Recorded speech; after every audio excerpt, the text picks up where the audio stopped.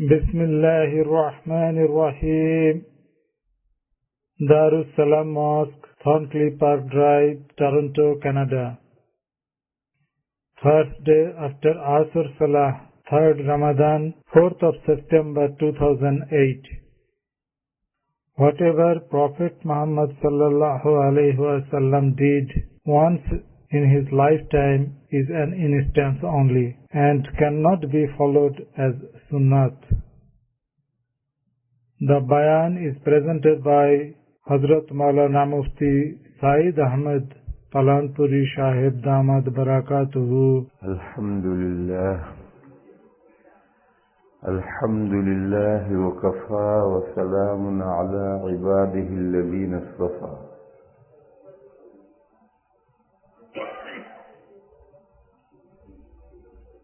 کل کا جو مسئلہ چل رہا تھا اس میں دو باتیں خاص طور پر عرض کرنی.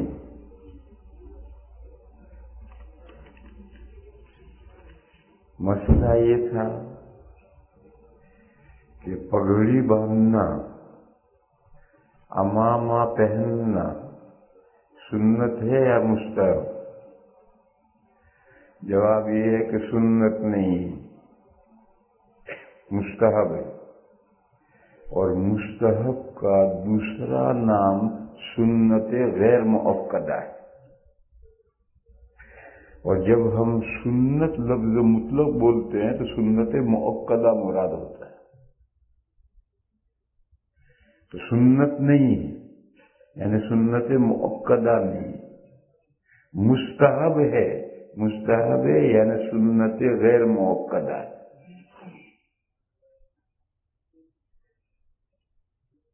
کیوں سنت مؤکدہ کیوں نہیں ہے؟ سنت غیر مؤکدہ کیوں ہے؟ میں نے بتایا تھا کہ جو کام نبی پاک صلی اللہ تعالی علیہ وسلم نے پابندی سے کیا ہے اور اس کی تاکید بھی فرمائی ہے، فضائل بھی بیان فرمایا ہے، تب وہ سنت مؤکدہ ہوتا ہے. دو چیزیں اکٹھا ہوں. ایک وہ کام حضور نے پابندی سے کیا ہو، کبھی کبھار چھوڑا ہو اور اس کے فضائل اور تاکید بیان کی ہو. جیسے میں نے مثال دی تھی کہ رات دن میں 12 سنت مؤکدہ حضور نے پابندی سے پڑھے ہیں اور اس کی فضیلتیں بیان کی ہیں، اس کی تاکید فرمائی ہے، تو سنت مؤکدہ ہو. اور وہ کام جو حضور نے کبھی کبھار کیا ہے اور اس کی فضیلت اور ثواب بیان کیا ہے مگر خود ہمیشہ نہیں کیا وہ کام، جیسے صلاۃ الاوابین ہے، صلاۃ الاشراق ہے، صلاۃ الضحیٰ ہے. یہ حضور نے ہمیشہ پابندی سے نہیں کیے اور حدیثوں میں اس کے فضائل اور ثواب بیان کیے گئے ہیں. تو ایسی چیز، ایسے کاموں کو یا تو آپ مستحب کہیں گے یا سنت غیر مؤکدہ کہیں گے، صرف سنت نہیں کہیں گے. صرف سنت بولیں گے تو سنت مؤکدہ مراد ہوتا ہے. اس کی دوسری نظیر مکروہ دو ہیں، ایک مکروہ تحریمی اور ایک مکروہ تنزیہی. مکروہ تحریمی حرام سے قریب ہوتا ہے، اقرب الی الحرمہ ہوتا ہے، اور مکروہ تحریمی جواز جائز سے قریب ہوتا ہے. لیکن اگر مکروہ، یہ کام مکروہ ہے تو مکروہ سے مکروہ تحریمی مراد ہوتا ہے. اگر کتابوں میں یہ لکھا ہوا ہے کہ ایسا کرنا مکروہ ہے تو مکروہ کو جب مطلق بولتے ہیں تو اس سے مکروہ تحریمی مراد ہوتا ہے. اور جب بھی مکروہ کو مکروہ تنزیہی کے معنی میں لینا ہوتا ہے تو صرف مکروہ نہیں بولتے، یہ کہیں گے یہ کام مکروہ تنزیہی ہے، یا یہ کہیں گے کہ یہ کام خلاف اولا ہے. مکروہ تنزیہی کے لیے دوسرا لفظ ہے خلاف اولا، جیسے سنت غیر مؤکدہ کے لیے دوسرا لفظ مستحب. تو خلاف اولا اور مکروہ تنزیہی کا یہ مطلب. اور مکروہ تحریمی یعنی حرام، وہ حرام سے قریب ہے. اور جب صرف کہیں یہ کام مکروہ ہے تو اس سے بھی مکروہ تحریمی ہی مراد ہوتا ہے. تو اس لیے میں نے عرض کیا کہ امامہ سنت ہے، یہ نہیں، سنت سے تو سنت مؤکدہ مراد ہوتا ہے. اگر اس حقیقت کو یہ بھائی سوال لکھنے والا جانتا ہوتا تو وہ اتنا لمبا چوڑا سوال ہی نہیں لکھتا کہ سنت ہے یا مستحب ہے. ارے تو سنت مستحب ایک ہی معنی میں، اور سنت سے صرف سنت مطلب سنت غیر مؤکدہ مراد ہے، اور مستحب اور سنت غیر مؤکدہ ایک ہے. پھر میں نے یہ سمجھایا تھا کہ نبی پاک صلی اللہ تعالی علیہ وسلم نے ہمیشہ عمامہ نہیں باندھا. اس کی دلیل یہ ہے کہ نبی پاک صلی اللہ تعالی علیہ وسلم بعض احوال میں صرف ٹوپی بھی پہنتے ہیں. جب سب صرف ٹوپی پہننا ثابت ہے تو ہمیشہ عمامہ کہاں باندھا؟ پھر میں نے حدیث بیان کی تھی کہ فلاں حدیث میں یہ آیا ہے، یہ مضمون بیان کرتے ہوئے جب حضور نے یہ فرمایا کہ جنتی اس شہید کا مقام و مرتبہ اس طرح دیکھیں گے، اور حضور نے جو سر الارا تو ٹوپی گر گئی. معلوم ہوا کہ حضور صرف ٹوپی پہنتے تھے. حضرت عمر کی ٹوپی مراد ہے تو حضرت عمر بھی صرف ٹوپی پہنتے تھے. بس ہمیشہ امامہ باندھنا ثابت نہیں ہوا، بلکہ بعض حالات میں امامہ باندھتے تھے اور بعض حالات میں ٹوپی پہنتے تھے. اور پھر امامہ باندھنے کا فائدہ اور ثواب بتایا کہ یہ تمو تزداد حلمن، پگڑی باندھو بردباری میں بڑھ جاؤ گے، چھچوراپن ختم ہو جائے گا. لہذا جب کبھی کبھی باندھنا ثابت ہوا اور فضائل بیان کرنا ثابت ہوا تو یہ سنت غیر مؤکدہ ہوا، مستحب ہوا. پھر میں نے ایک دوسرا مسئلہ سمجھایا تھا کہ دو مسئلے علیحدہ ہیں. ایک مسئلہ ہے آدمی کو کیسا لباس پہننا چاہیے، اور ایک یہ ہے کہ نماز کیسا لباس پہن کر کے پڑھنا چاہیے. میرے بھائیو، لباس کیسا پہننا چاہیے اس میں کوئی شریعت نے بہت تنگی نہیں کی ہے کہ ہمیشہ لباس کا جو اعلیٰ معیار ہے اسلامی لباس کا جو اعلیٰ معیار ہے اسی لباس میں رہے، ایسی کوئی شریعت نے پابندی نہیں کی. اور وہ پابندی اگر شریعت کرتی تو کیسے نبھاتے؟ رات میں آدمی صرف لنگی پہن کر کے بنیان پہن کے سو جاتا ہے،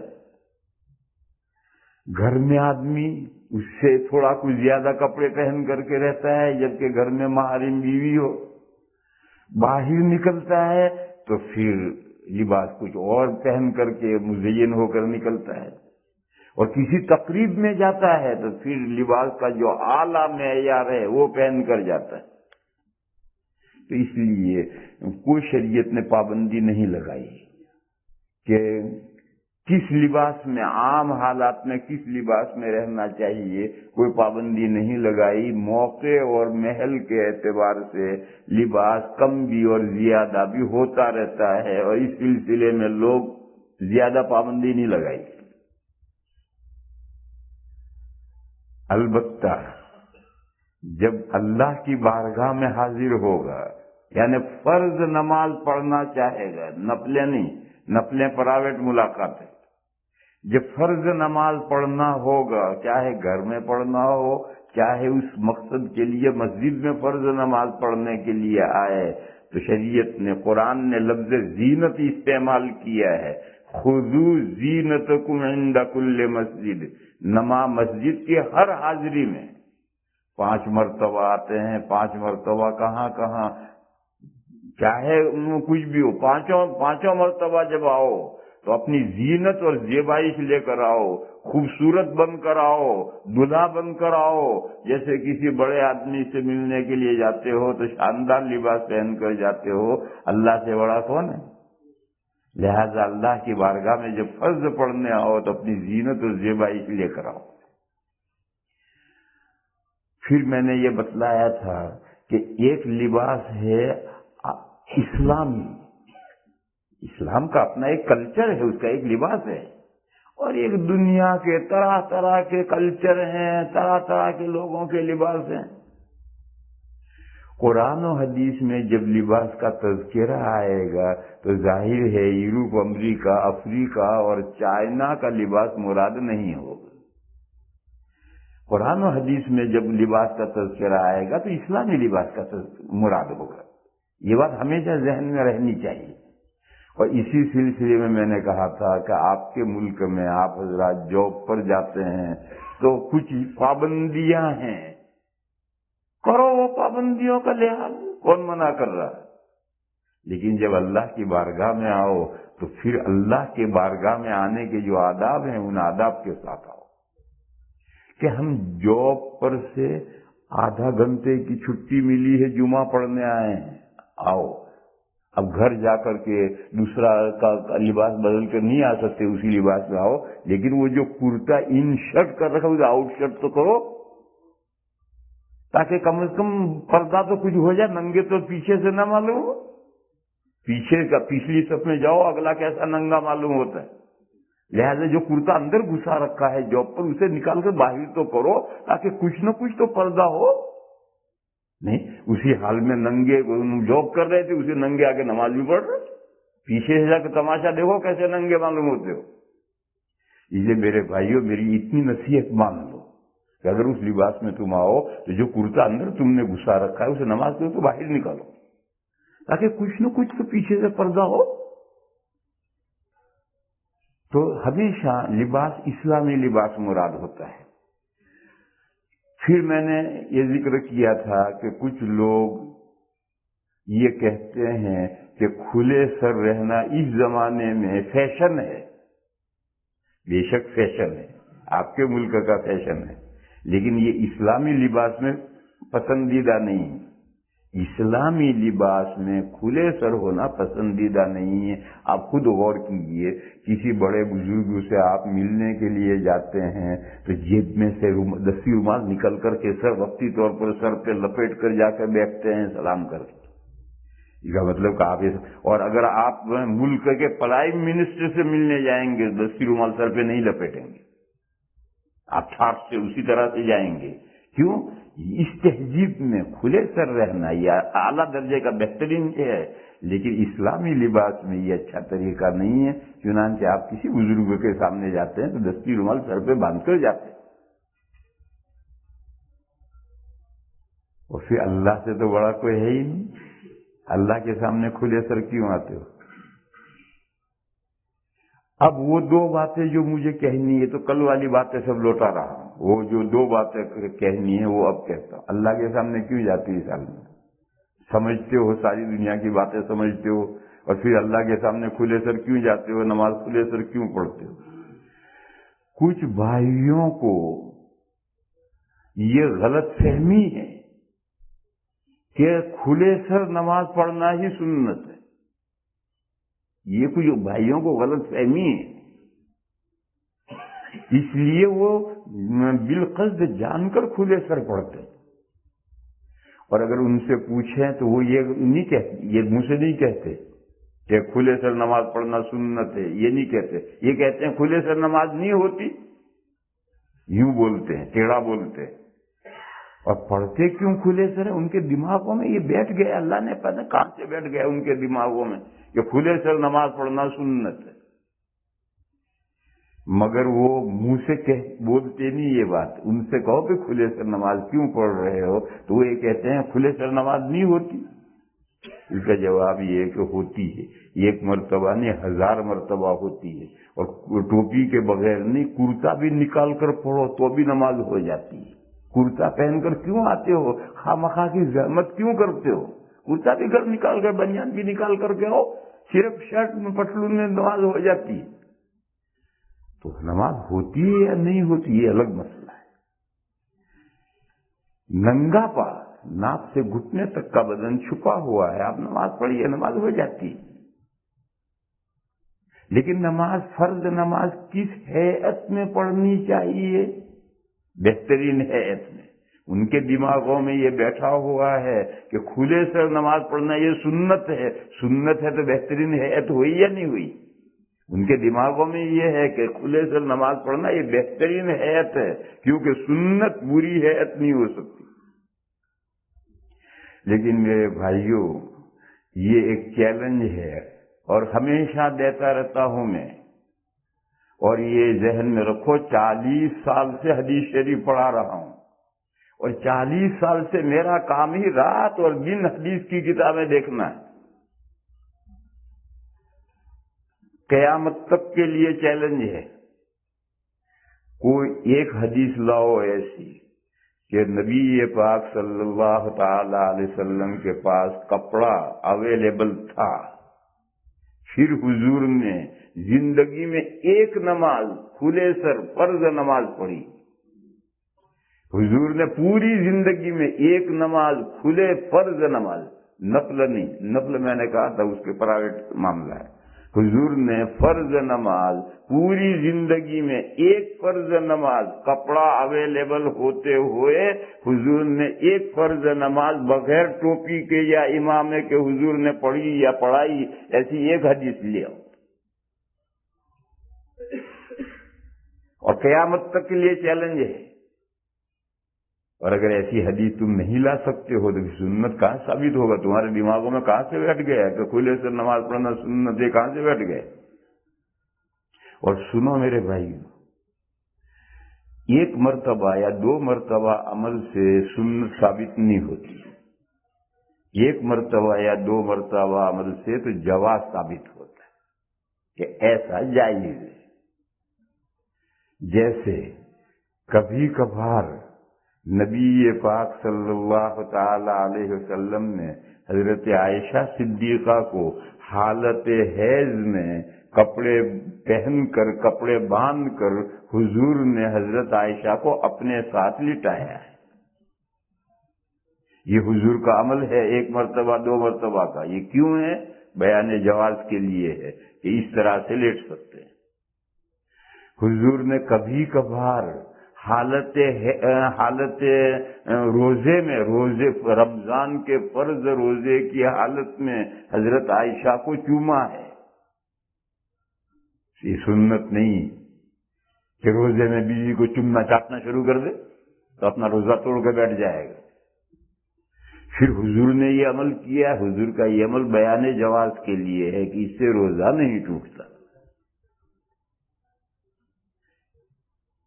یا جیسے حضور 1 مرتبہ اپنی نواسی کو گود میں لیے ہوئے تشریف لائے اور اس نواسی کو گود میں اٹھائے حضور نے نماز پڑھائی۔ بچی گود میں ہے، حضور نے تکبیر اللہ اکبر۔ جب رکوع کا وقت آیا تو رکوع بھی حضور نے بچی کو گود میں اٹھائے رکوع کیے۔ پھر کھڑے ہوئے اور کھڑے ہونے کے بعد بچی کو نیچے بٹھا دیا، اور پھر حضور نے 2 سجدے کیے، اور 2 سجدے کر کے جب اگلی رکعت کے اٹھے تو بچی کو پھر گود میں لے لیا اور پھر کھڑے ہو کر دوسری رکعت اسی طرح پڑھائی۔ یہ حضور نے زندگی میں 1 مرتبہ کیا۔ کیوں؟ مسئلہ واضح کرنے کے لیے۔ بعض مرتبہ گھر میں عورت ہی ہے اور کوئی ہے ہی نہیں، اور بچہ ماں سے الگ ہوتا ہی نہیں، بولو ماں کیا کرے گی؟ نماز پڑھے گی یا قضا کرے گی؟ نماز پڑھنی ہے کہ بچہ الگ نہیں اٹھا کر پڑھو۔ حضور نے اٹھا کر کے نماز پڑھ کر دکھائی کہ اس طرح بچے کو اٹھا کر نماز پڑھو، نماز ہو جاتی ہے۔ تو اگر کوئی گھر میں رکھنے والا نہیں، یہاں تو بہت گھر ہے، ہمارے یہاں تو ایسا مشکل ہوتا ہے کہ گھر میں کچھ نہ ہو، میں سارا محلہ ایک گھر ہوتا ہے، کسی کو بھی بلا کر کے بچہ دے دو تھوڑی دیر کے لیے، وہ باہر نکل جائے گا اور ماں نے نماز پڑھ لی۔ مگر یہاں تو ایسے گھر ہیں کہ جس میں ماں کے علاوہ کوئی ہے ہی نہیں، اور فرض کرو بچہ کسی وجہ سے ڈر گیا ہے، چمٹ گیا ہے، ماں سے الگ ہوتا ہی نہیں ہے، تو ماں کے لیے نماز قضا کرنے کی گنجائش نہیں ہے، اسے اس حال میں بچے کو اٹھا کر نماز پڑھنی۔ ہاں، بچہ ناپاک نہیں ہونا چاہیے، یعنی بچے کے بدن پر ناپاک کپڑے نہ ہو، بچے کا بدن ناپاک نہ ہو۔ اگر بچے کا بدن ناپاک ہے، کپڑے ناپاک ہیں، اور اس کو اٹھا کر نماز پڑھے گے تو نماز نہیں ہوگی عورت۔ اور اس میں بھی فرق ہے، ہمارے یہاں بچوں کے کپڑے تو ناپاک ہوتے ہیں، لیکن بچے کے بدن پر ناپاکی ہمارے یہاں نہیں ہوتی، اور یہاں تو وہ باندھتے ہیں، کیا کہتے ہیں، ڈائپر، اس میں 1 کلو گندگی تو ہر وقت بچے کے ساتھ رہتی ہے۔ لا حول ولا قوت الا باللہ، 1 کلو گندگی اس میں ہر وقت رہتی۔ ہمارے یہاں یہ گندگی بچوں کے ساتھ نہیں رہتی، بچے نے پکانا کیا دھو کر دیا، صاف کر دیا، پیشاب کیا دھو کر صاف کر دیا۔ البتہ بڑے شہروں میں، بامبے جیسے شہروں میں یہاں کی یہ آفت آ گئی، ڈائپر باندھنے کی مصیبت وہاں آ گئی، لیکن ہمارے یہاں چھوٹی جگہوں میں الحمدللہ یہ مصیبت نہیں ہے، بچے نے پیشاب پخانا کیا فوراً دھو کر صاف کر دیا۔ اور یہ مصیبت جو ڈائپر کی وہ کیوں آئی؟ یہ تمہارے قالین لائے یہ مصیبت، یہ جو تم نے گھروں میں قالین بچھا رکھے ہیں یہ مصیبت لائے ہیں، کیونکہ اگر وہ نہ باندھا ہو تو یہاں پیشاب کرے گا، وہاں متے گا، وہاں ہگے گا، تو کہاں تک قالین دھوتے رہیں گے، یہ کارپیٹ کہاں تک دھوتے رہیں گے؟ اس کارپیٹ کو بچانے کے لیے گندگی بچے کے ساتھ باندھ دی، یہ تو ہی اٹھائے پھر۔ اور ہمارے یہاں یہ کارپیٹ فارپیٹ ہے ہی نہیں، اللہ کے گھر میں مسجدوں میں نہیں ہے، تو ہمارے گھروں میں کہاں سے ہوں گے؟ اور بچے نے پیشاب کر دیا، اس کو دھو کے صاف کر دیا، پاک کر دیا، پخانا کر دیا، دھو کے صاف کر دیا۔ اور سنو، حدیث شریف میں ہے کہ بیت الخلا شیاطین کے، شیطانوں کے، بدماش جنات کے اڈے ہیں، وہاں شیطان جمع رہتے، یعنی جہاں گندگی ہوگی شیطان وہاں رہیں گے۔ تو جب بچہ صبح سے شام تک ہر وقت گندگی ہی میں ہے، ماں نے اسے 2 ہی وقت کھول کر دھویا ہے، صبح اور شام دھو لیا، اور باقی تو 24 گھنٹے وہ گندگی میں ہی ہے، تو اس گھر میں فرشتے آئیں گے یا جنات آئیں گے؟ اور ہمارے گھروں میں جو شیاطین کا زور چل گیا، آج مسلمانوں کا کوئی گھر شاید ہوگا جہاں جنات اور شیاطین کا مسئلہ نہ ہو۔ کیوں؟ ہم نے اسباب ایسے کر رکھے ہیں کہ ہمارے گھر میں فرشتے کہاں سے آئیں گے، شیطان ہی آ کر رہیں گے، بچے کے ساتھ گندگی تو بندھی ہوئی ہے صبح سے شام تک۔ بہرحال نماز صحیح ہونے کے لیے ضروری ہے کہ بچہ کے بدن پر گندگی نہ ہو، وہ کپڑے ناپاک نہ ہو، بچہ ماں اٹھا کر نماز پڑھے۔ حضور نے زندگی میں 1 مرتبہ یہ عمل کر کے دکھایا ہے۔ ایسے ہی بعض مرتبہ آدمی سفر میں ہوتا ہے اور جنگل میں ہوتا ہے یا لوگوں کے بیچ میں ہوتا ہے، اور وہاں درندوں کا ڈر ہوتا ہے یا اچکوں کا ڈر ہوتا ہے۔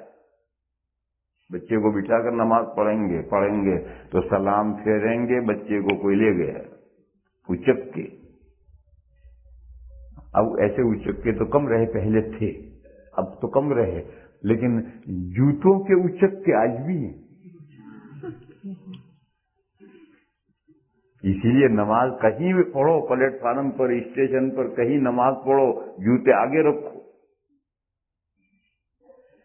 حالانکہ حدیث شریف میں ممانعت آئی، حدیث شریف میں یہ ہے کہ ایک آدمی نماز پڑھ رہا ہے، اچانک منہ میں مکھی گھس گئی، تھوکنا ہے، حضور نے فرمایا آگے مت تھوکو، فإن الرحمۃ تواجہہ، اللہ کی رحمت اس کی طرف متوجہ ہے، تو اب تم آگے تھوکو گے تو گویا اللہ کی رحمت پر تم نے تھوکا۔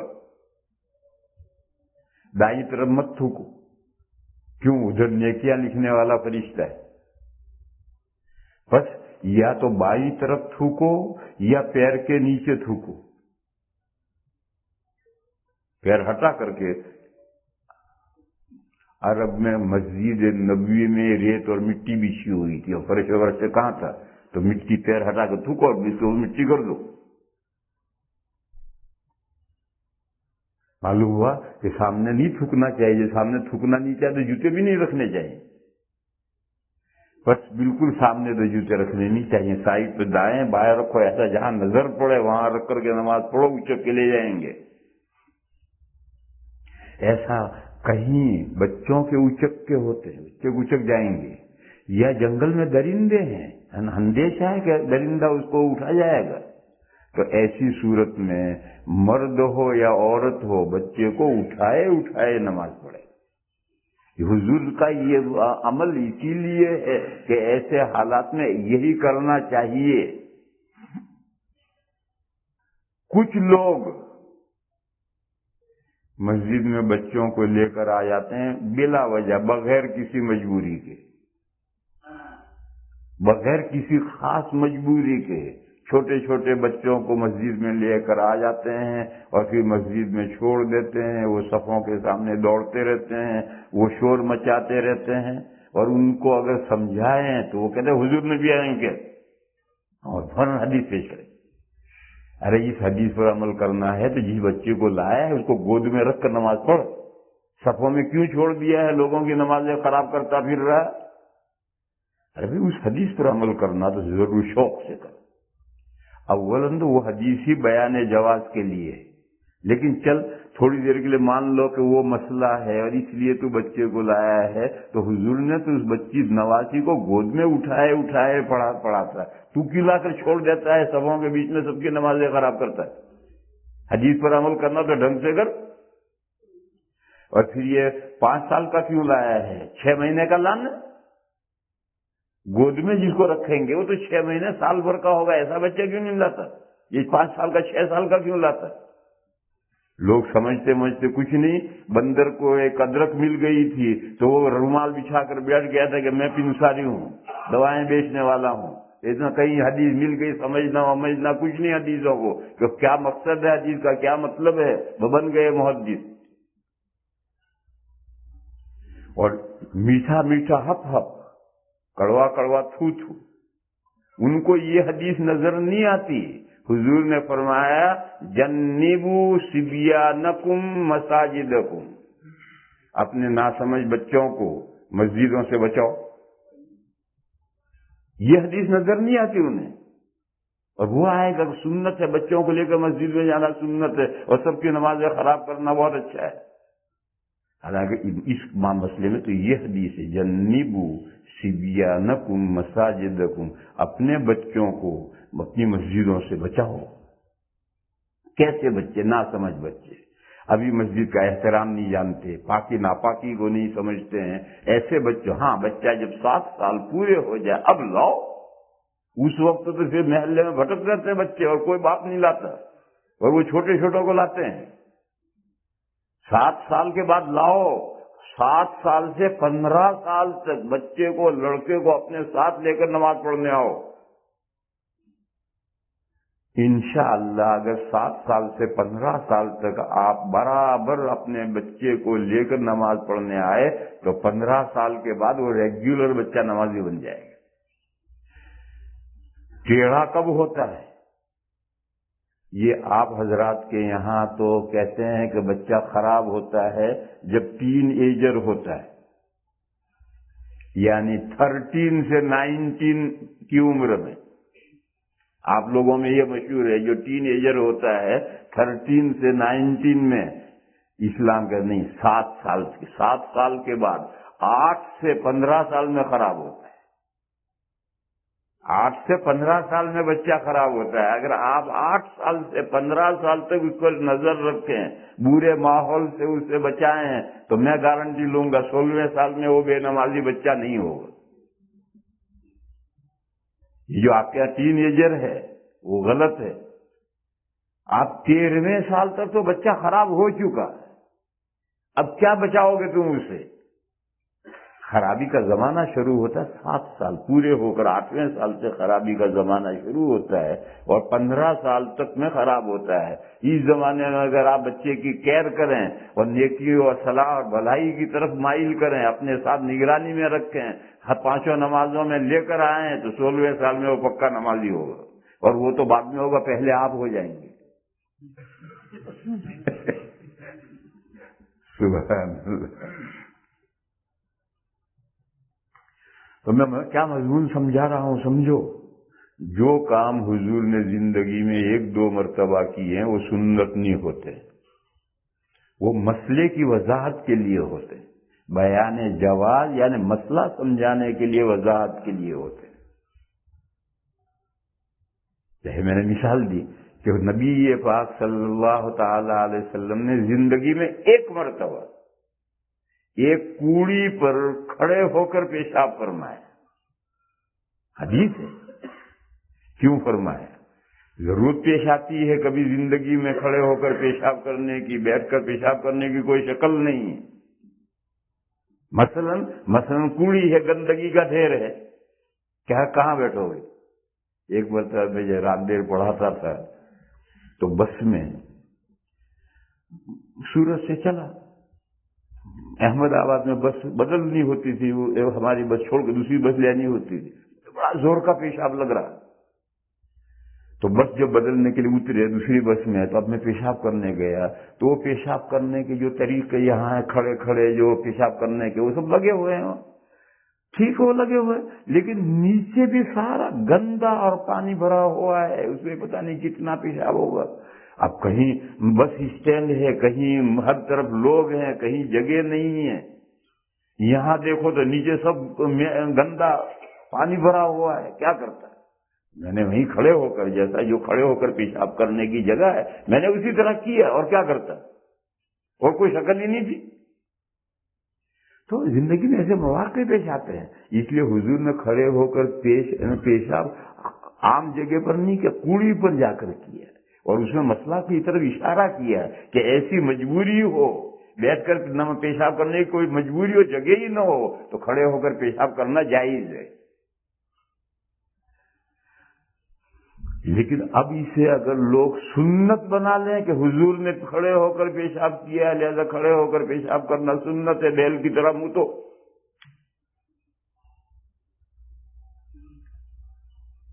یہاں بھی سمجھ لو، میں نے کہا تھا کہ بچے کے ساتھ جو گندگی باندھے رکھتی ہیں عورتیں، وہ باندھے کیوں رکھتی ہیں؟ یہ کارپیٹ کی مجبوری سے۔ اسی طرح سے یہ کھڑے ہو کر جو پیشاب کرنے کا سلسلہ ہے، یہ وہ آپ کے پتلون کی مجبوری ہے۔ اس پتلون میں کیسے بیٹھو گے؟ جو مجبوری ہے کھڑے ہو کر پیشاب کرنے کی، وہ آپ نے یہ پتلون پہننا ہی ایسا لباس ہے کہ اس حالت میں بیٹھا ہی نہیں جا سکتا۔ ہاں، کوئی پردے کی جگہ ہو، جیسے بیت الخلا ہو، پتلون نکال کر کے بیٹھو، کسی طریقے سے بیٹھو، کچھ تو ہو، باقی اس کے بغیر بیٹھنے کی کوئی شکل ہی نہیں ہے، یہ لباس ہی غلط پہن رکھا ہے۔ ورنہ ہر آدمی سمجھتا ہے کہ کھڑے کھڑے بیل کی طرح موتنا کون سی تہذیب ہے، مگر اس کے باوجود وہ کھڑے کھڑے پیشاب کرتا ہے، کیونکہ لباس نے ایسا پہن رکھا ہے کہ سڑک پر کیسے بیٹھ کر کے، اس پتلون پہنا ہوا سڑک پر پیشاب کرنا ہو تو کیسے بیٹھ کر پیشاب کرے گا؟ ممکن ہی نہیں۔ بہرحال میں جو مسئلہ سمجھانا چاہتا ہوں اسے سمجھو کہ حضور نے زندگی میں 1-2 مرتبہ کام کیے ہیں، وہ مسئلے کی وضاحت کے لیے کیے، وہ سنت نہیں ہے میرے بھائیو، اسے فرق سمجھو۔ ہم کیسے پہچانیں کہ حضور نے جو یہ کام کیا ہے یہ بیان جواز کے لیے کیا ہے، مسئلہ نہیں ہے، سنت نہیں ہے؟ یہ کیسے پہچانیں؟ وہ ایسے پہچانیں گے کہ حضور کے بعد صحابہ کا عمل دیکھو، صحابہ کا زمانہ 100 سال کا ہے، 100 سال کچھ کم نہیں ہوتے ہیں۔ حضور کی وفات ہوئی ہے سن 10 ہجری میں، اور آخری صحابی کی وفات ہوئی ہے 110 ہجری میں۔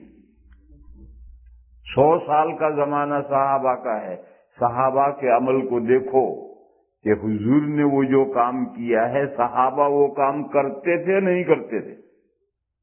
کرتے تھے۔ سنت نہیں کرتے تھے. حضور کا وہ عمل بیان جواز کے لیے ہے. اگر سنت ہوتا تو سب سے پہلے صحابہ اس سنت پر عمل کرتے. صحابہ سے زیادہ سنت کا کوئی عاشق نہیں تھا. مثلاً یہی مثال لے لو، حضور نے نواسی کو اٹھائے نماز پڑھی نہیں، جماعت میں نماز پڑھائی. صحابہ کا 100 سال کا دور ہے، کسی صحابی نے اس پر عمل نہیں کیا. کوئی واقعہ نہیں کہ 100 سال میں کوئی صحابی اپنے نابالغ چھوٹے سے بچے کو، ناسمجھ بچے کو لے کر مسجد میں آیا ہو یا گود میں اٹھائے اس صحابی نے نماز پڑھی ہو، ایسا کوئی واقعہ نہیں. معلوم ہوا کہ وہ جو حضور نے پڑھی تھی وہ مسئلے کی وضاحت کے لیے پڑھی تھی، ماؤں کے لیے مسئلہ واضح کیا. مردوں کو صورت پیش آئے اچکے درندے تو نماز پڑھنے کے مسئلے واضح کیے. چنانچہ کسی صحابی نے 100 سال میں کوئی صحابی ناسمجھ بچے کو لے کر مسجد میں نہیں آیا، کسی نے اب بچے کو اٹھائے نماز نہیں پڑھی. اسی طریقے پر پورا صحابہ کا دور ہے. کسی صحابی کے بارے میں یہ منقول نہیں ہے کہ اس نے حیض کی حالت میں بیوی کو اپنے ساتھ لٹایا ہو، کسی صحابی سے منقول نہیں. معلوم ہوا کہ حضور کا وہ جو عمل تھا وہ مسئلہ واضح کرنے کے لیے، بلکہ حضرت عائشہ صدیقہ رضی اللہ تعالی عنہا نے جب حضور کا وہ عمل بیان کیا تو ساتھ میں تنبیہ کی، ایکم یملک عربہ، یہ کہا آپ لوگ حضور کے اس عمل پر عمل شروع مت کر دیجیے. حضور تو اپنی خواہش پر ڈکٹیٹر تھے، تم میں سے کون اپنی خواہش پر ڈکٹیٹر ہے؟ حضور تو معصوم تھے، حضور سے گناہ کا صدور ناممکن تھا. اگر حضور نے بیوی کو حالت حیض میں اپنے ساتھ لٹایا یا روزے کی حالت میں چوما تو گناہ اور فساد کا کوئی اندیشہ نہیں، اور تم ایسا کرنے لگو گے اپنا روزہ خراب کر لو گے. حالت حیض میں برائی گناہ کبیر، حیض کی حالت میں بیوی سے صحبت کرنا گناہ کبیرہ ہے، گناہ کبیرہ کے مرتکب ہو جاؤ. تو حضرت عائشہ نے جب حضور کا یہ عمل بیان کیا تو ساتھ میں یہ تنبیہ کی، اس پر عمل نہ کیجیے، یہ تو حضور نے کسی مقصد سے کیا ہے اور حضور سے گناہ کا صدور ناممکن تھا، تم سے ناممکن نہیں. تو صحابہ کا عمل نہ کرنا، صحابہ کا حدیث بیان کرتے ہوئے تنبیہ کرنا. جب حضرت حذیفہ رضی اللہ تعالی عنہ نے یہ حدیث بیان کی کہ حضور نے زندگی میں ایک مرتبہ ایک کوڑی پر کھڑے ہو کر پیشاب فرمایا، اور یہ حدیث حضرت عائشہ کو پہنچی تو حضرت عائشہ نے فرمایا، من حدثکم ان النبی صلی اللہ علیہ وسلم کان یبول قائما فلا تصدقوه ما کان یبول الا قائما. حضرت عائشہ نے فرمایا کہ اگر تم سے کوئی یہ بیان کرے کہ نبی پاک صلی اللہ تعالی علیہ وسلم کھڑے ہو کر پیشاب کیا کرتے تھے تو اس کی بات ہرگز نہ مانیو. نبی صلی اللہ تعالی علیہ وسلم کی عادت شریفہ اور معمول بیٹھ کر پیشاب کرنے ہی کی تھی. یعنی انہوں نے بتلایا حضرت عائشہ نے کہ یہ ایک مرتبہ کا عمل ہے اور یہ عمل کسی حکمت اور مصلحت سے ہے، مسئلے کی وضاحت کے لیے ہے. معمول نبوی یہ نہیں تھا، جو معمول نبوی ہوگا وہی تو سنت ہوگا. لہذا کھڑے ہو کر پیشاب کرنا سنت نہیں ہے، یہ تو کسی مصلحت سے یہ عمل ہے، اور سنت وہ ہے جو ہمیشہ حضور کا معمول ہے. تو میں جو 2 باتیں کہہ رہا تھا اس میں سے ایک بات یہ کہی میں نے کہ قیامت تک کے لیے چیلنج دے رہا ہوں، ایسی حدیث لاؤ جس میں حضور نے کپڑا اویلیبل ہوتے ہوئے فرض نماز زندگی میں ایک مرتبہ فرض نماز ٹوپی کے بغیر کھلے سر کھلے رکھ کر حضور نے ایک نماز پڑھی ہو، ایسی حدیث لاؤ. اگرچہ ایک مرتبہ عمل کرنے سے سنت ثابت نہیں ہوتی مگر لاؤ. میں نے کہا کہ ایک مرتبہ عمل تو بیان جواز کے لیے بھی ہوتا ہے. एक मर्तबा अमल से सुन्नत साबित नहीं होती, फिर भी मैं कहता हूं कि चलो एक मर्तबा का अमल ही लाओ। नहीं है मेरे भाइयों को ऐसी हदीस, और ये लोगों के दिमागों में अल्लाह जाने कहां से भूसा भर गया है। जब इस्लामी लिबास का जो आला दर्जा है वो पगड़ी बांधना है और दूसरा दर्जा टोपी पहनना है, तो फिर ये कहां से खुले सर कहां से इस्लामी लिबास में आ जाएगा और कैसे सुन्नत हो जाएगा, और इस हाल में अल्लाह की बारगाह में हाजिर होना कैसे मुनासिब होगा। नमाज होती नहीं होती वो अलग मसला है। दूसरा मसला, कोई भी काम करना हो करो, हराम नहीं है तो करो, लेकिन कोई काम किसी जमात का सिंबल बन जाए तो फिर उससे बचना जरूरी है। ये मसला भी समझो इसे, और ये भी हदीस शरीफ में है, मन तशब्बह बिकौमिन फहुव मिनहुम, जो किसी कौम के साथ मुशाबहत इख्तियार करता है, सिमिलर बनता है, उसका शुमार उन्हीं में होता है। आप सोचिए, अगर हम हिंदुओं जैसी कोई मुसलमान धोती पहन करके सड़क पर गुजरे तो हर आदमी ये देखेगा भाई ये हिंदू है, ये हिंदू है, धोती पहन रखी। हालांकि धोती एक लिबास है, उसको कोई भी पहन सकता है, लेकिन नहीं, धोती हिंदू के तर्ज पर पहनकर सड़क पर गुजरेगा तो हर आदमी यही समझेगा ये हिंदू। यहां कश्का लगा करके कोई गुजरेगा तो फौरन आदमी समझेगा हिंदू। साधु जिस रंग की चादरें पहनते हैं उस रंग के पहन के धारा में एक साधु। ऐसे और कौमों के भी हैं, बुद्धिस्टों के खास लिबास उनका रंग है, अगर वो पहन कर निकलेगा तो आदमी कौन समझेगा ये भूंगी है।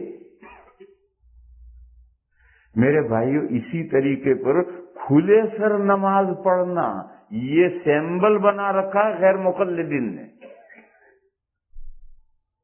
लिहाजा नमाज अगरचे हो जाती है, मगर इस फिरके के साथ मुशाबहत से बचो। हमारे बहुत से भाई हैं गैर मुकल्लिद नहीं, अल्हम्दुलिल्लाह, वो सही अहलु सुन्ना वल जमाआ में से हैं, शाफिई हैं, हनफी हैं, मालिकी हैं, हम्बली हैं। अहलु सुन्ना वल जमाआ सिर्फ ये चार हैं, हनफी, शाफिई, मालिकी और हम्बली। ये चार अहलु सुन्ना वल जमाआ में से, वो अहलु सुन्ना वल जमाआ में से है, गैर मुकल्लिद नहीं है। मगर दुनिया जिस रुख पर चल रही है, जिधर की हवा चल रही है, वो भी उसी में बह रहा है, दरिया के बहाव के साथ बह रहा है। बहुत से लोग बहाव के साथ बहते रहते हैं, वो भी खुले सर पढ़ रहे हैं। तो सारी दुनिया आधी सब खुले सर पढ़े, हम भी पढ़ रहे हैं। वो जो आधी सब खुले सर पढ़ रही, उसमें तीन तो है गैर मुकल्लिदीन, जिनका सिंबल है, वो खुले सर ही नमाज पढ़ेंगे, और बकिया तो कबूतर हैं जो कौवे की चाल चल रहे हैं। और वो भी ये कहते हैं कि नमाज नहीं होती। अरे भाई होती है, मगर जिस मुल्क में ये जो फिरका है गैर मुकल्लिदीन का, और उन्होंने अपना उसका साइन बना रखा है, अपनी अलामत बना रखी है, अपनी पहचान बना रखी है, कम से कम उनके साथ तो मुशाबहत मत इख्तियार करो ताकि तुम्हारा भी शुमार उनमें न हो। हाँ, ऐसा कोई फिरका नहीं है और मौका है, आप बगैर सर पे भी पढ़े। मैं एक मर्तबा दिल्ली से पालनपुर जा रहा था, इत्तेफाक से हम जिस बैचों में बैठे थे वहां एक एजुकेटेड बड़ा आदमी बैठा हुआ था, जज था, फज था, पता नहीं क्या था, भला आदमी था, हमारी बातें होती थी। जब नमाज का वक्त हुआ तो मैं उठा, मैंने वुजू किया कर, बैचों के बीच में एक ही आदमी नमाज पढ़ सकता है, इतनी मैंने मुसल्ला बिछाया, नमाज पढ़ी। मैं जब नमाज पढ़ के फारिग हुआ तो वो वुजू करके तैयार हुआ था, उसने कहा मैं भी पढ़ा, मैंने पढ़ लो, तो उसने भी नमाज पढ़ी। उसके सर में कुछ नहीं था, खुले सर बाल से नमाज पढ़ी, नमाज पढ़ के बैठा। फिर हमारी बातें शुरू हुई। उसने मुझसे कहा कि जब मैंने नमाज पढ़ी थी तो मेरे दिल में ये आया था कि ये मौलाना साहब जो हैं वो एतराज करेंगे कि खुले सर नमाज क्यों पढ़ रहा है, ले मेरी टोपी ले ले, मेरे जेब में से रुमाल ले ले, کب میرے دل میں یہ آیا تھا کہ مولانا صاحب نماز کے بعد یہ اعتراض کریں گے، آپ نے تو اعتراض نہیں کیا، کیوں نہیں کیا؟ وہ مجھ سے پوچھے آپ نے اعتراض نہیں کیا، کیوں نہیں کیا؟ تو میں نے اسے سمجھایا کہ نماز میں سر ڈھانکنا کوئی ضروری نہیں ہے، ناک سے گھٹنے تک کا حصہ ڈھانکنا ضروری ہے، اتنا ڈھانک کر آپ نے نماز پڑھ لی، میں کیوں اعتراض کرتا؟ آپ کے پاس ٹوپی نہیں ہے، میں کیوں اعتراض کرتا؟ بڑھو تو اس میں کوئی اعتراض کی بات نہیں۔ لیکن جہاں یہ غیر مقلدین ہوں، جنہوں نے اپنے مذہب کی پہچان ہی کھلے سر نماز پڑھنا بنائی ہو، میرے بھائیو وہاں بچنا ضروری ہے۔ حدیث میں ہے من تشبہ بقوم فہو منہم، اس کا شمار انہی میں ہوتا ہے۔ تو یہ دو باتیں ہیں، ایک تو بات یہ کہ ایسی حدیث ڈھونڈو، کوئی حدیث نہیں ہے کہ ٹوپی یا کچھ بھی لباس کپڑا اویلیبل تھا، پھر بھی حضور نے زندگی میں ایک فرض نماز بغیر ٹوپی کے پڑھی ہے یا پڑھائی ہے، ایسی کوئی حدیث نہیں ہے۔ پھر کیسے سنت ہو گیا، کہاں سے لوگوں کے دماغوں میں گھس گئے؟ اور دوسری بات یہ کہ کھلے سر نماز ہو جاتی، پڑھو، شوق سے پڑھو، کون منع کر رہا ہے؟ لیکن جہاں یہ فرقہ ہے جس نے اپنا امتیاز کھلے سر نماز پڑھنے کو اپنا امتیاز بنایا ہے، میرے بھائیوں وہاں بچو، اپنے آپ کا شمار ان میں مت کراؤ۔ اس کے بعد سوال ہے کہ امامہ کتنا لمبا ہونا چاہیے؟ اس سلسلے میں کوئی تحدید نہیں، تمہارے پاس جتنا اویلیبل ہے باندھو۔ حضور پاک صلی اللہ تعالی علیہ وسلم کے بارے میں امام نووی رحمت اللہ علیہ نے لکھا ہے کہ حضور کے پاس چھوٹے بڑے مختلف امامے تھے، ایک امامہ 5 ہاتھ کا تھا، ایک 7 ہاتھ کا تھا، اور ایک 15 ہاتھ کا تھا۔ مختلف روایتیں آئی ہیں اور شریعت نے اس سلسلے میں کوئی تحدید نہیں کی ہے، چھوٹا باندھ لو، حتیٰ کہ یہ جو میں نے رومال باندھا ہے یہ بھی امامہ کا کام کر جائے گا، یہ بھی امامہ ہے۔ کیا امامہ پہن کر پڑھی جانے والی نماز کو فضیلت ہے؟ اس سلسلے میں نے بتلایا کہ اس سلسلے میں ایک روایت ہے کہ امامہ باندھ کر نماز پڑھو گے تو نماز 25 گنا بڑھ جائے گی، اور حدیث جامع صغیر میں سیوطی رحمت اللہ علیہ نے ضاد بنایا ہے، یعنی یہ حدیث ضعیف ہے، اور اسی روایت کو احمد رضا خان بریلوی صاحب نے لیا ہے۔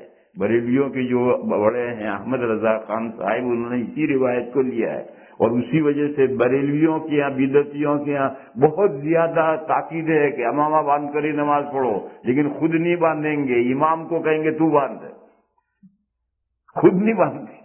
اس حدیث پر عمل کرنا تو پھر ہر ایک کو باندھنا ہے، اور یہی وہ حدیث ہے جو ہمارے کرنل صاحب بار بار تبلیغی جلسوں میں بیان کرتے ہیں۔ ہمارے کرنل صاحب ہیں نا، بہت تبلیغ میں بڑا کام کیا، وقت لگائے ہوئے ہیں، وہ یہی حدیث جلسوں میں بیان کرتے ہیں کہ امامہ باندھ کر کے نماز پڑھو گے تو یوں ثواب بڑھ جائے گا، یوں بڑھ جائے گا، وہ یہ حدیث ہے۔ مگر ہمارے باقی تمام علماء کی تحقیق یہ ہے کہ یہ حدیث ضعیف نہیں، موضوع ہے، گھڑی ہوئی ہے، حدیث ہے ہی نہیں، اور صحیح بات یہی ہے کہ یہ حدیث موضوع ہے، اس کے کوئی اصل نہیں ہے، یہ گھڑی ہوئی حدیث ہے۔ اس لیے اہل السنہ والجماعہ میں کسی کتاب میں، حنفیوں کی کتابوں میں، شافعیوں کی، حنابلہ کی، کسی کی کتابوں میں یہ مسئلہ نہیں ہے کہ امامہ باندھ کر نماز پڑھنے سے اتنا ثواب بن جاتا ہے، بڑھ جاتا ہے، یہ نہیں۔ اصل یہ ہے کہ امامہ باندھنا اسلامی لباس کا سب سے اعلیٰ معیار ہے، اور اللہ کا حکم ہے کہ اعلیٰ معیار لے کر کے جب بھی مسجد میں آؤ بہترین لباس میں آؤ، بس اتنی بات ہے، اس سے آگے کچھ نہیں۔ یہ کرنل صاحب جو حدیث بیان کرتے ہیں، یہی حدیث بیان کرتے ہیں جس کو بدعتی ضعیف کہتے ہیں، جو حقیقت میں موضوع اور گھڑی ہوئی حدیث ہے۔ کیا امامہ پہن کر پڑھی جانے والی نماز کو فضیلت ہے بے امامہ پڑھی جانے والی نماز پر؟ آیا اس کے متعلق کوئی حدیث ہے؟ یعنی امامے کے ساتھ نماز پڑھنے کو، یہ وہی اشارہ کر رہے ہیں، انہوں نے وہ کرنل صاحب سے کہیں سنا ہوگا یا بدعتیوں سے سنا ہوگا، اس لیے وہ یہ بھائی سوال کر رہے ہیں۔